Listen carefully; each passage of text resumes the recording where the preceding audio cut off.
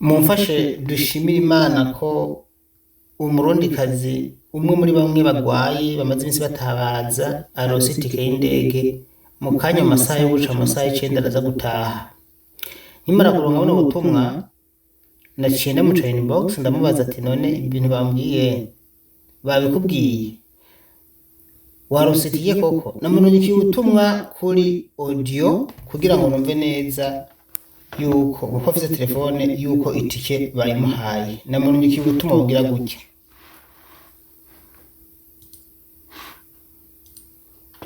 ndakuramukije amakuru yawe umeze gute? Umeze neza? Wowe ikibazo cawe nari nagihawe n'abandi kandi naragishikanye aho cyabwirizwa gushika, kandi barampaye inyishu bambwira yuko wewe wabwirizwa ko waratashe mu ndwi iheze. Visa wowe bari barose itike y'indege yawe mugabo hari habaye ikibazo. Ubu rero twavuganye uyu munsi bambwira ngo wewe ibintu byawe byaratunganye, ubwo n'itike y'indege yarasohotse, norindire nimba batarayiguha bazoyiguha wenda zimwe iminsi urataha. Urumva akazi kabaye kenshi, wewe warabimpaye uwundi muntu arabiyimpa. Ujya mugenzi wawe yabimpaye imbari Alice akunda kumpa ibintu nivyo naciye nkorerako nca mvugisha ababijejwe. Yego, uyu Alice ndamushimiye cyane kuko arakunda gutabariza abagenzi biwe. Yampaye amakuru y'uwu namaha Domitira hanyuma nce ndayakorerako. Umwana ashaka sinabashije kuri YouTube kubera yuko naciye telefona abo vyega directement baca bambwira ati ntiwiga bitangaza no kuri reka tugerageze turabiganira neza, hanyuma nca nguma ndindiriye. Nimumva inyishu rero Domitira aciye anyishura nyuma yo kunturikira kano ka audio. Mwaragize neza, Imana ibahezagira aho muherereye no kuri mwaragize neza. Jewe ndashima buke bukubiri byose, ndashima Imana naho ngwaye nguma ku binini. Gitekero basi n'umunsi barimpaye basi ndaritunanye. Barimpaye n'ukuri kandi mwarakoze kunyigorera. Je nakwandikiye mbona ntusubije, nagupipa nyene ndabakuri ku murongo mbona ntusubije. Nshingira ati ngira ngo urabibona ko urabona nari nakurukiye n'amafoto bose n'ayahandi ho. N'ukuri ndashima ko naribonye ntaco. Aya barimpaye itike n'umunsi basi n'ukuri. Iyo mumpaye ibintu muri abantu babiri kenshi mbonye bisa nkorera ku vy'umuntu umwe, wiki wawe cyari cyumvikana inyishu nashe ndayironka. Niyo mpamvu ntarinze no kubitangaza kuri YouTube kuko kenshi mbanza kurondera bajya abantu baba barabu canke abo mu Burundi canke abo muri ofisi ya Saudiya. Hano rero nimumva ko vyakurikiye. wow, Nashe nishima nanje ndamubwira ko binezereje. Urumva nagira nkonfirme numve neza ko ivyo bambwiye ko bamaye itike y'indege yuko batampenze ko bashaka no kumpenda. Bamambwira ngo izobonekeje ngo izobonekeje ngo izobonekeje, bankaruma kubera ko ari igihe nanje ndababwira nashavuye.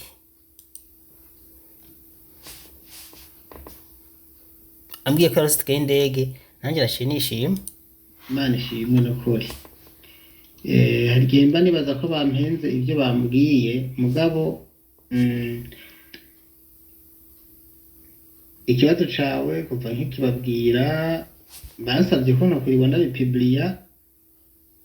Burya ivyo kenshi mudutuma byose si byose dushaka ku mbuga ngurukana bumenyi.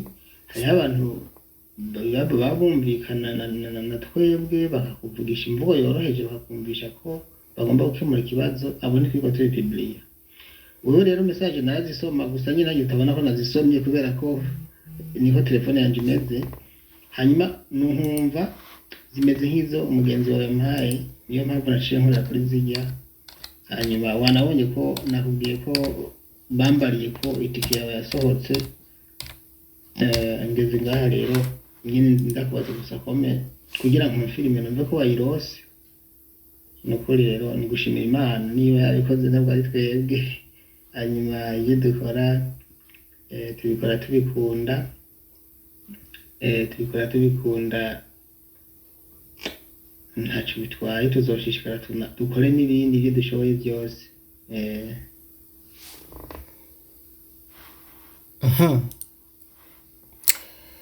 ego yaciye anyishura yishimye nawe kandi Kawodiyo anezerewe cyane. oya sindagenda babahitiye kumara iminsi 3 nzogenda ejo saa 9 z'ijoro dushika mu Burundi dimanche isaha ya 4:25 ariko banshije kurendo cyane muri Ethiopia chafata indege ishikana mu Burundi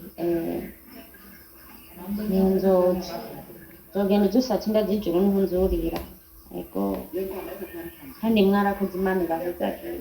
Nta kibazo dada yangu, nubwo bagucishije kure hariya muri Ethiopia ntacyo bitwaye n'ukuri. Icy'ingenzi ni uko utaha ukagera mu Burundi.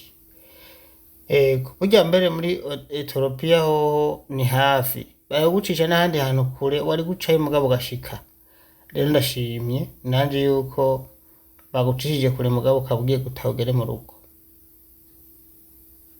Bitoroshye nkaho urabona iyo ofisi turimo yarahiye yakagusha ningira amazi iminsi 3 ihiye. Abapolisi baje tugizeho twotera ikibazo ngo tubabwire ikibazo dufise.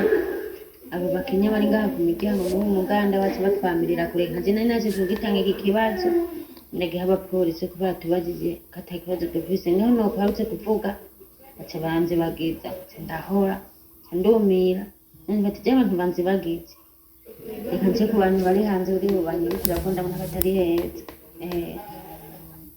baratuzi bagije sana amatara ari yahiye turasohoka turaja mu barabara babona gene imvura tujesize ofisi ntizemewe kuko ubonye abapolisi ukuntu baza kubakarira babazanazana amadosiye abantu mutunze ngaha mutunze kubera iki byabaye ibibazo bidasanzwe. Amatikere yasoze kuri bwisi abantu bari bagwariye ngaha kubona mbere y'utaha bari bwahapfira mu minsi ndahabaye ndahabaye indwi 3 abantu zari intere kwibarabara zari intere muga kubaha amatara hahiriye abapolisi bakabakarira asha amatike yasohotse ku bwisi abari bafungiwe ngaha bari benshi cyari ingone zidasanzwe kandi namwe kumwagiye muratanga amakuru yacu bigari kimwe adofashije.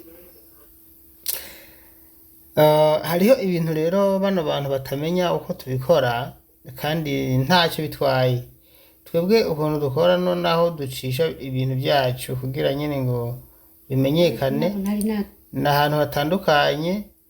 Icy'ingenzi ni uko mubona bikunze gusa nta bindi.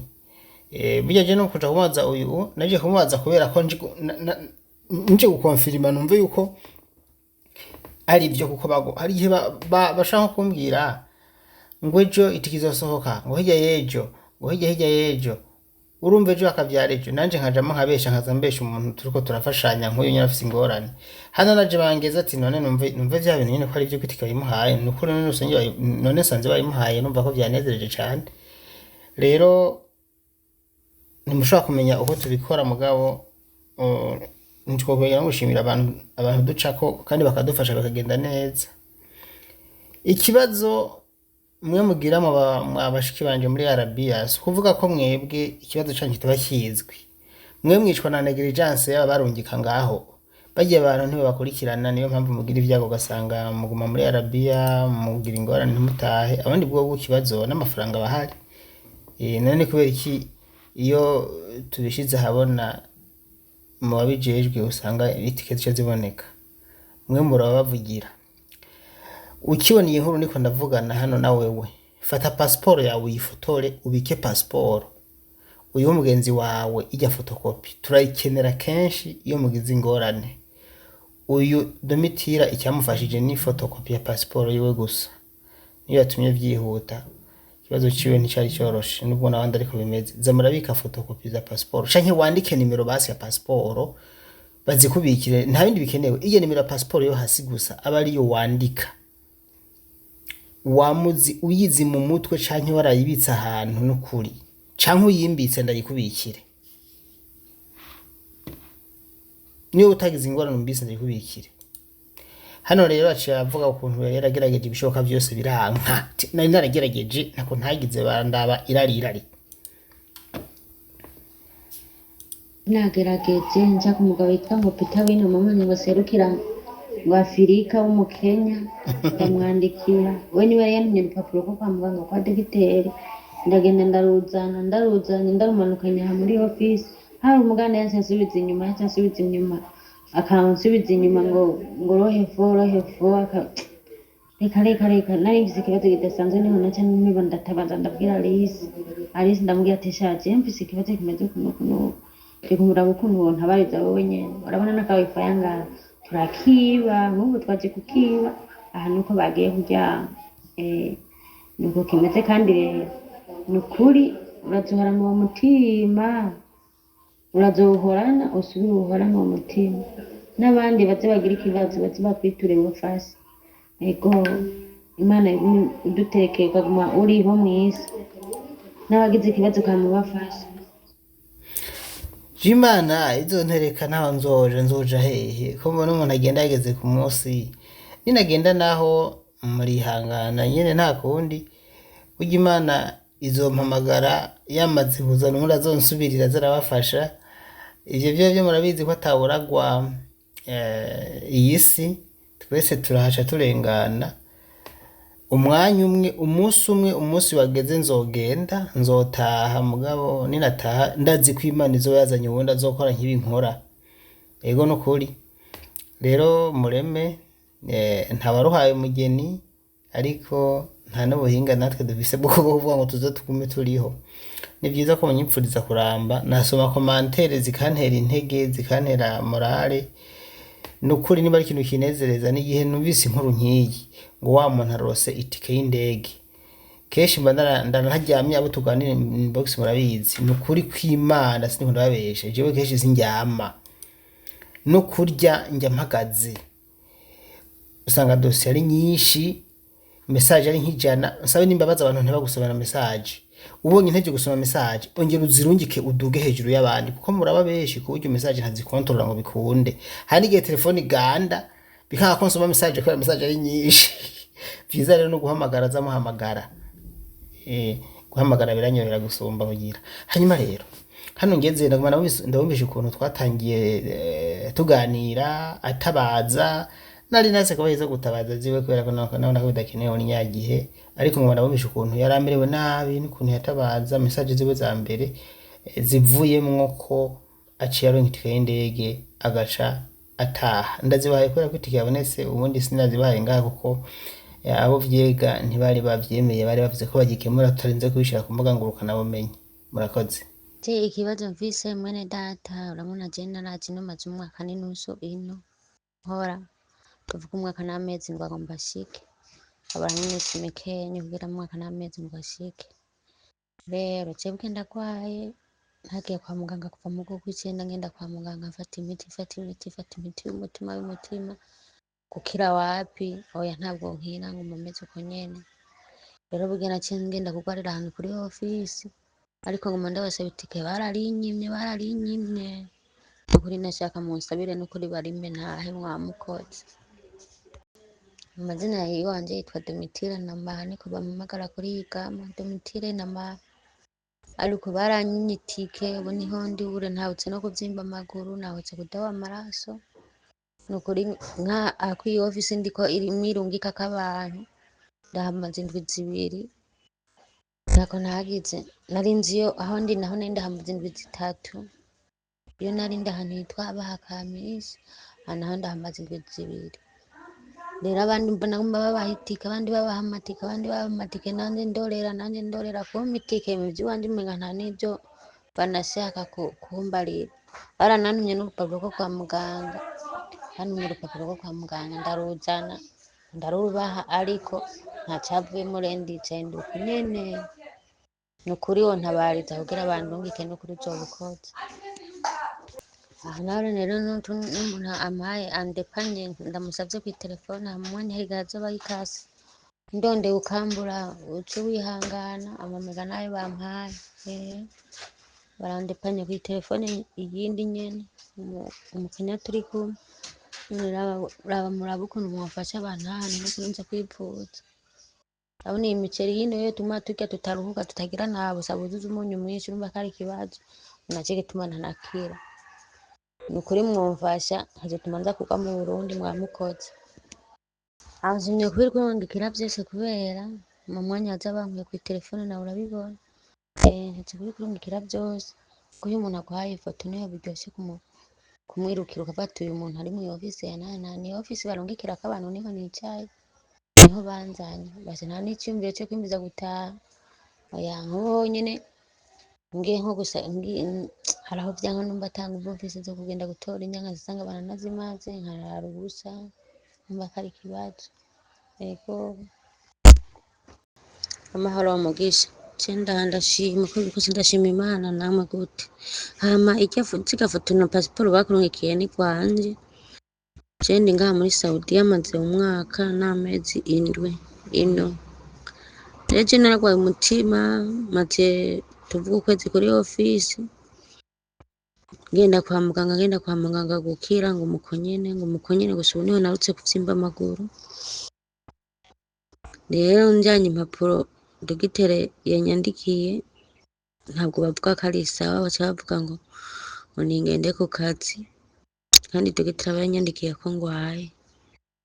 Rero baca bavuga ngo sinzeza ngo bashaka izindi nkagenda nyene nkandikisha nyene izindi nyene kwa muganga ibinini vyamera nyene nkandikisha ibindi nkandikisha nyene izindi mpapuro nyene ndazizanye bakavuga size. Rero ubu rero hirya yaje bansavye amahera 543 ngo nivyo nzoriha kugira ntahe ngo ntabirishe ngo nzoguma ngaha ngo mpaka ndayarihe nanze atamahera mfise. Urabona je nashikiye muri office duhembwa 800 kugira uronke 5,000 ngira ngo urakora n'ijisho rikamyoka. Rero nta kindi kibazo mfise nshaka ko munsabira nkataha basi ntako ntagerageje. Ego ubuhoho umuganda njana kwa muganga avuga ngo sinze nsubire kumubwira ko ngenda kwa muganga. Nanje hari igihe mba numva vyanse numva mu mubiri atari jewe numva vyanga ko ndyama ngo sinzire basha ureye n'ikibazo kimwe kidasanzwe. Ego nashaka mumvugire n'ukuri ntako ntagerageje ku ruhande rw'iwanje je vyaranse ureye ndicaye ndatekanye. Izi rero zari message ziwe yaturungikiye atabaza ubwa mbere avuga ati mumfashe berewe nabi kuno yari ameze nabi cyane nukuri ukumubona ntimubwira ngo ko yari ameze. Izi ni foto ziwe iyi ni foto ya kera mugabo yari ameze nabi cyane mugabo Imana ishimwe yuko atashe mu Burundi. Ese Imana yamfasha n'abandi ndatabarije ejo nkabona bararostike nizere ko n'abandi bashaka kuri 2 bidahindutse muri iyi minsi baronke itike bagataha. Nshimira na ambasaderi w'u Burundi muri Saudiya muri iyi minsi ariko aravyitwaramo neza bitandukanye n'ivya kera. Iyo umuntu amwituye ko aramwumva kandi mu bintu bigaragara ariko arakora hariho kumviriza aba bamwituye. Twese turi ivyabona by'ibintu bigenze neza n'ibigenze nabi. Bigenze neza je ndashima, bigenze nabi nkagaya. Ubu sinabura gushima rero kuko mu ambasaderi muri Saudiya muri iyi minsi Joel ariko aragerageza gufasha gukora ibyo ajejwe icyo yagiye gukora. Murakoze ibihe byiza.